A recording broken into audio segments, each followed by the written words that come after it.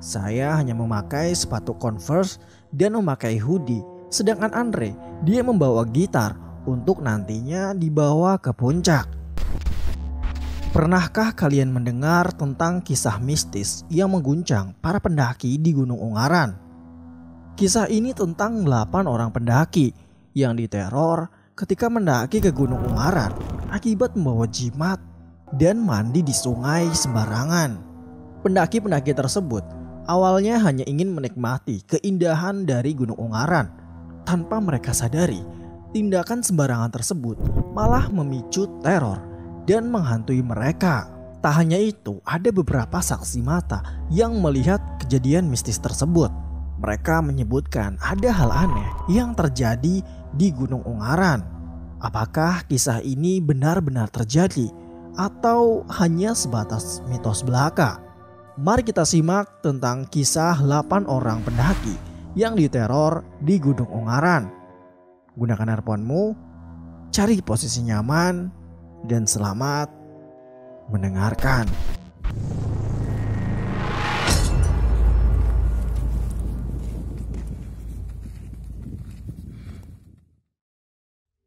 Jadi kala itu bulan Mei tahun 2014, saya juga baru lulus SMK dan berencana untuk mendaki ke Gunung Ungaran. Saya mendaki bersama dengan 7 orang kawan saya, yaitu ada Anissa, Dewi, Putri, Hanif, Andre, dan Tia. Kami berangkat dari Kabupaten Pati. Hari yang kami tentukan akhirnya datang. Kami berangkat dari rumah Anissa. Kami semua berkumpul di sana dan kami berangkat membawa motor dengan saling berboncengan. Saat itu kami berangkat dengan peralatan yang seadanya. Saya hanya memakai sepatu Converse dan memakai hoodie. Sedangkan Andre, dia membawa gitar untuk nantinya dibawa ke puncak. Tak seorang pun dari kami yang membawa sleeping bag. Kami hanya bermodalkan jaket, celana panjang, dan juga sarung. Sungguh tidak patut untuk dicontoh. Tenda yang kami bawa adalah tenda pramuka yang membutuhkan tongkat dan tali ketika hendak memakainya. Sedangkan alas tenda pun kita hanya membawa tikar gulung. Ya, tikar rumahan gitulah, bukan matras pada umumnya. Saat itu peralatan yang kami bawa sangat-sangatlah terbatas. Pengetahuan tentang pendakian juga sangat minim karena kami masih awam. Kami baru 2 kali mendaki gunung. Jadi mohon maaf kalau peralatan yang kami bawa masih sangat kurang dari kata aman. Kami berangkat pagi-pagi, ya sekitar jam 7-an. Dan singkat cerita, selepas azan zuhur, akhirnya kami tiba di base camp pendakian Gunung Ungaran via Mawar. Di tahun 2014 base camp Mawar masih belum seperti sekarang ya. Jadi dulu itu base campnya kecil dan belum ada kafling-kafling yang buat camping atau mendirikan tenda seperti yang sekarang ini. Kami lalu bergegas packing dan menyiapkan peralatan yang kami perlukan. Oh iya, saat itu kami tidak membawa carrier. Jadi tas yang kami bawa adalah tas terangsel sekolah. Bisa dikatakan saat itu kami mendaki tanpa pengetahuan dan modal nekat sampai ke Gunung Ungaran. Saat kami packing, salah satu kawan saya yaitu si Anissa, dia ini mengeluh ingin muntah. Dan sepertinya dia mabuk akibat perjalanan jauh. Saat itu saya memberinya tolak angin agar badannya enakan dan menyuruh istirahat sebelum nantinya bakal memulai pendakian. Selepas packing, kami mengurus si Maxi.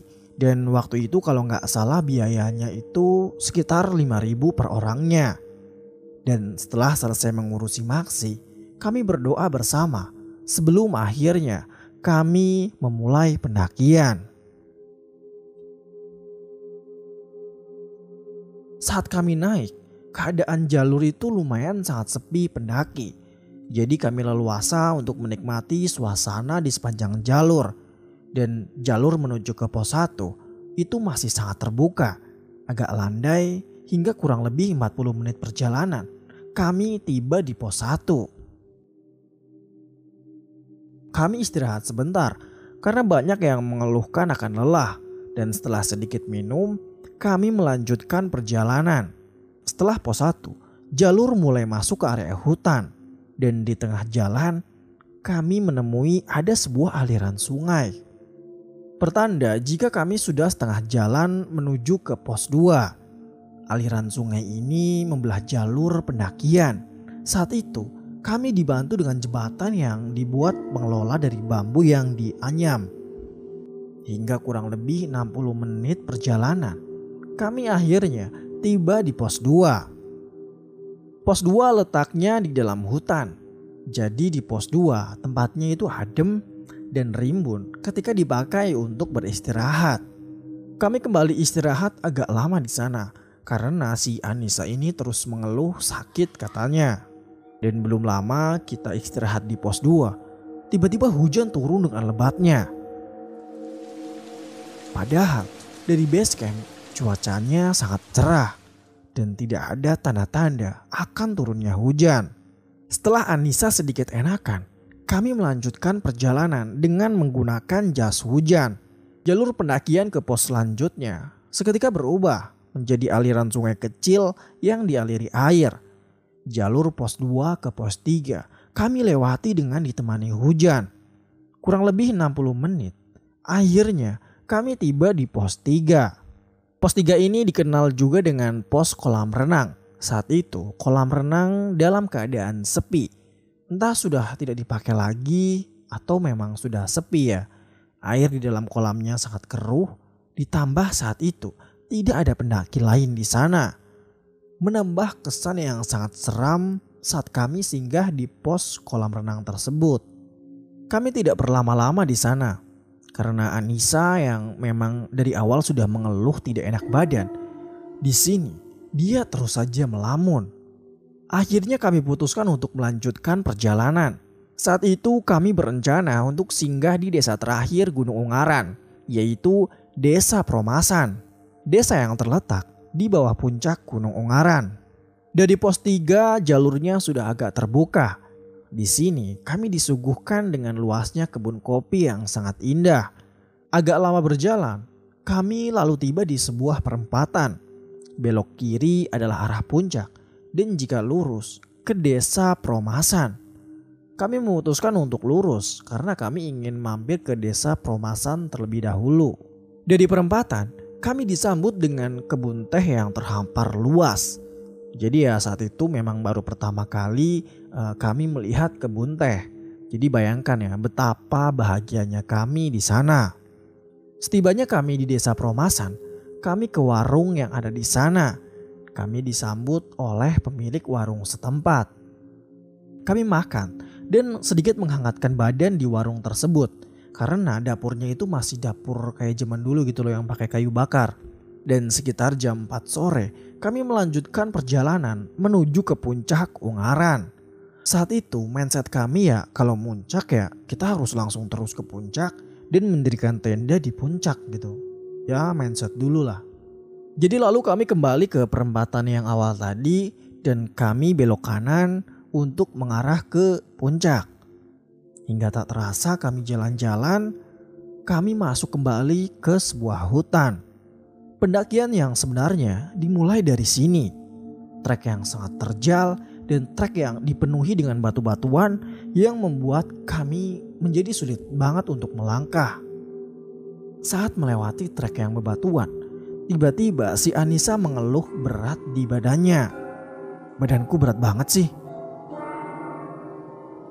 Kawan saya si Ali yang di belakangnya, dia langsung inisiatif membawakan tas Anissa dan kami terus melanjutkan perjalanan.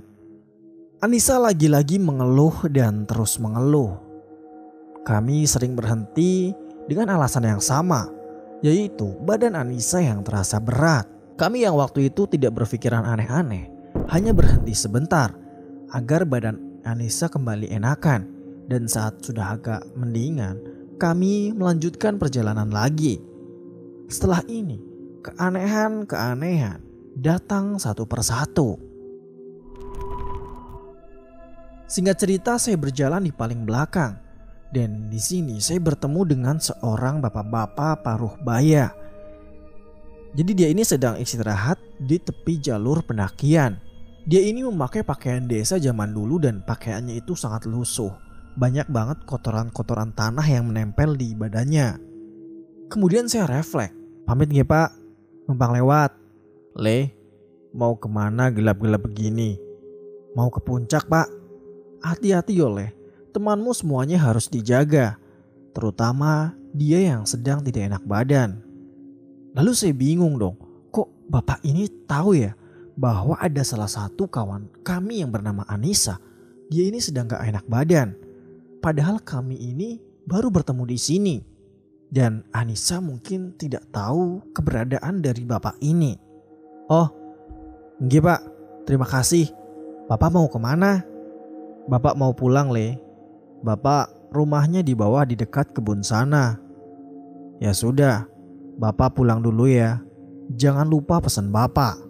Saya yang mendengarnya hanya mengangguk dan mempersilahkan bapak tersebut untuk melanjutkan perjalanannya. Dari kejauhan terdengar teriakan kawan saya di atas. Yuk, kamu itu ngapain di situ? Oh iya, tunggu. Saya yang masih menyimpan tanya kembali melanjutkan perjalanan menyusul kawan saya. 30 menit berjalan, akhirnya kami tiba di puncak Ungaran.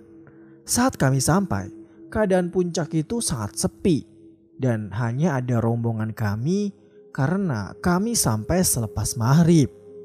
Setibanya di puncak Ungaran, kami langsung mendirikan tenda tak jauh dari Tugu Puncak Ungaran.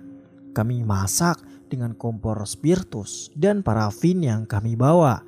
Benar-benar alat kami masih seadanya. Saat kami menikmati malam, tiba-tiba Anissa bertingkah aneh. Itu Anissa kenapa ya? Kok ngelamun terus? Saat menyadari Anissa yang bertingkah aneh, beberapa kawan perempuan saya menghampiri dan menemaninya. Anissa sedari tadi melamun melihat ke arah belantara. Arahnya itu menuju ke jalur Gedong Songo. Sak, ucap kawan perempuan saya yang menghampiri Anissa sambil menepuk pundaknya. Anissa diam dan tetap melamun.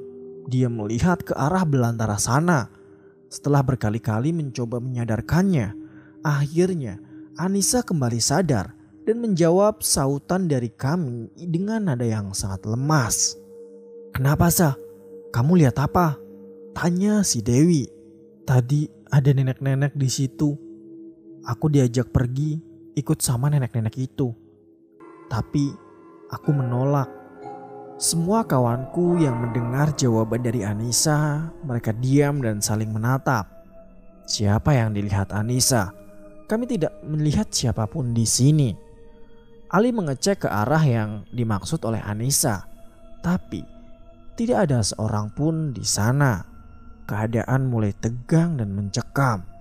Kawan-kawan perempuan saya terus menemani si Anissa di dalam tenda dan sambil terus mengajaknya bicara agar dia tidak melamun. Singkat cerita, jam sudah menunjukkan pukul 10 malam. Kami bersiap untuk tidur. Kami tidur hanya berselimutkan dengan sarung dan selimut kain yang kami bawa. Kami semua tertidur dan tidak terjadi apa-apa. Hingga sepertinya jam 2 pagi, Anissa terbangun dan keluar tenda. Dia yang tidur di sampingnya menyadari akan hal itu. Dan dia pun ikut bangun dan mengikuti si Anissa. Sa, mau kemana Sa? Mau ke sana. Di sana ada yang memanggilku. Dia yang menyadari kalau Anissa kumat akhirnya membangunkan kami semua. Saya, Ali dan Dewi langsung menghampirinya dan dia menjelaskan apa yang sedang terjadi. Sudah, masuk tenda saja. Di situ nggak ada apa-apa. Enggak, itu loh, ada nenek-nenek yang memanggilku di situ. Anissa masih tetap ngeyel jika ada yang memanggilnya dari arah belakang Tugu Puncak. Akhirnya Anissa mau dan nurut diajak kembali masuk ke dalam tenda. Di dalam tenda Anissa diberi minuman hangat dan diberi minyak angin agar dia tetap sadar. Setelah Anissa normal, kami tidur kembali. Baru 1 jam kami tertidur, kami terbangun karena ada suara tangisan Anissa. Anissa menangis sambil mengatakan, "Jangan bawa aku mau pulang." Kami semua mencoba berusaha untuk membangunkan dan menyadarkannya. Berkali-kali kami membangunkan, tapi Anissa belum bangun juga dari tidurnya. "Gimana nih?" Semua berdoa, baca ayat kursi dan baca sholawat, seru Hanif kepada kami semua, dan kami pun akhirnya mulai membacanya. Perlahan Anissa mulai bangun dan sadar. Saya dan Ali memberinya air hangat yang sebelumnya memang sudah kami buat. Saat itu Anissa masih sedikit menangis dan mengatakan jika dirinya takut. Kami terus mengajaknya bicara agar Anissa tetap sadar hingga akhirnya azan subuh berkumandang. Kami langsung bergegas sholat subuh berjamaah dan setelah selesai keadaan sudah kembali normal. Anissa sudah tidak bertingkah aneh lagi. Paginya kami masak, foto-foto dan saling bercanda. Tidak seorang pun dari kami yang mengungkit masalah tadi malam. Anissa pun juga terlihat sehat dan sudah bisa bercanda dengan yang lainnya. Singkat cerita, akhirnya kami turun dan tiba di sungai antara pos 2 dan pos 1. Sebelum sampai sini, yang laki-laki sudah sepakat mau mandi di sungai itu. Karena saat kami berangkat, kami tergoda dengan air sungainya yang sangat segar. Setibanya di sungai, kami menepi di bebatuan di tepi sungai tersebut.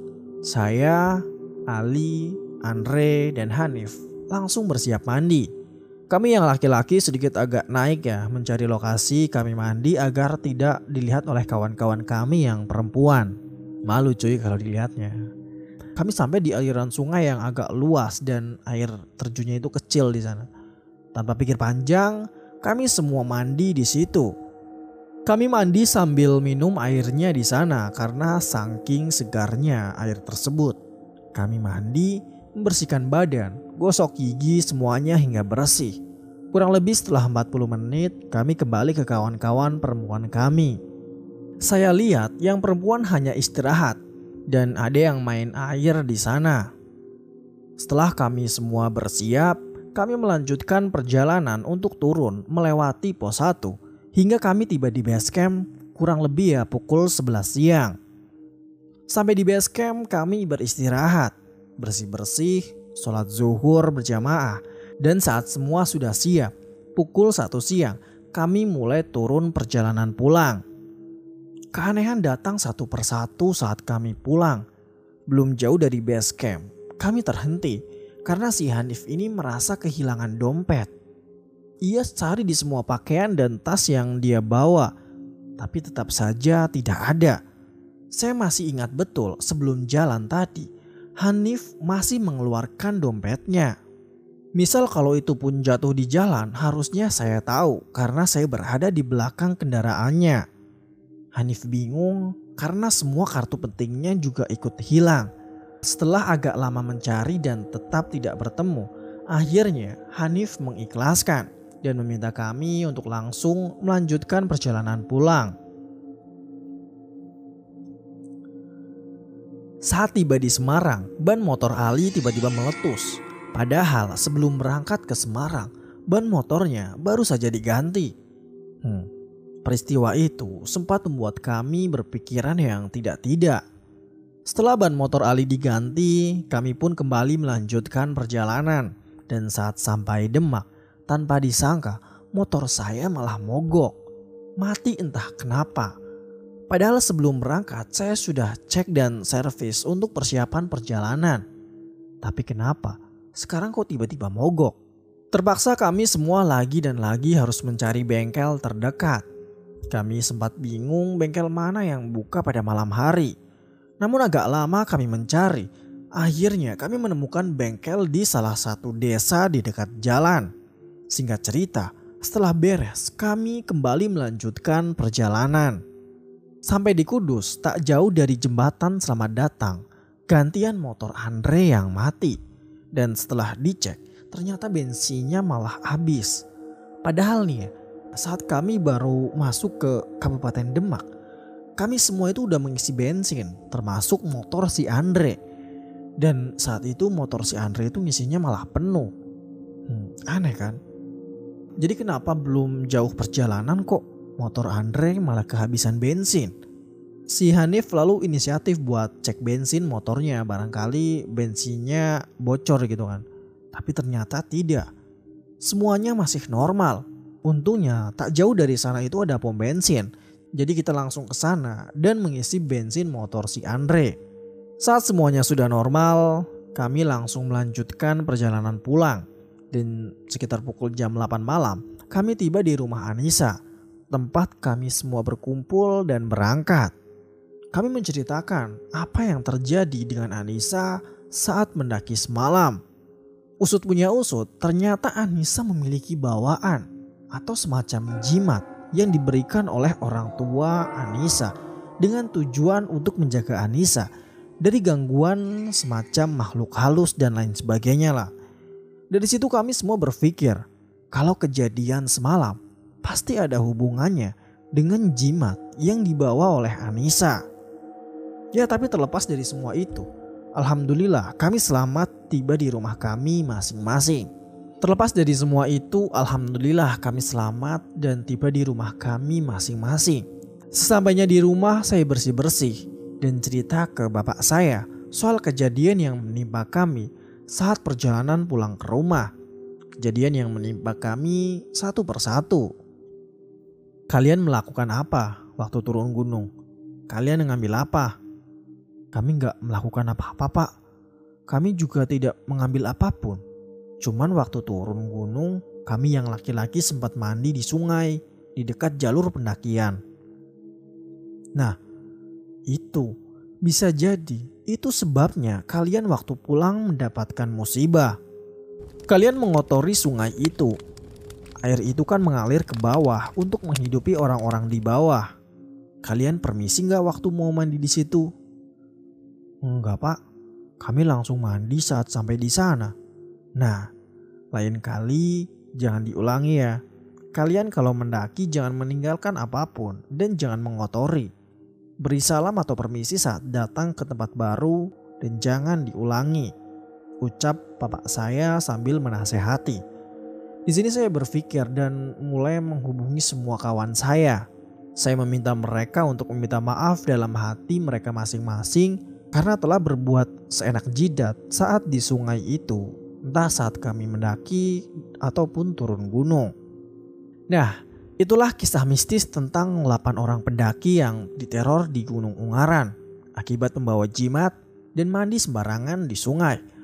Meskipun masih menjadi misteri ya apakah kisah ini benar-benar terjadi atau hanya sebuah mitos belaka. Namun cerita ini tentu saja bisa membuat kita merinding dan sangat terkesan. Kita harus selalu menghormati dan menjaga alam serta memahami budaya dan tradisi setempat. Ketika kita melakukan perjalanan di tempat yang baru, jangan sampai tindakan kita yang sembrono malah memicu terjadinya hal-hal mistis yang tidak kita inginkan. Bagaimana menurut kalian? Apakah kalian juga pernah merasakannya atau pernah mandi di sungai tersebut?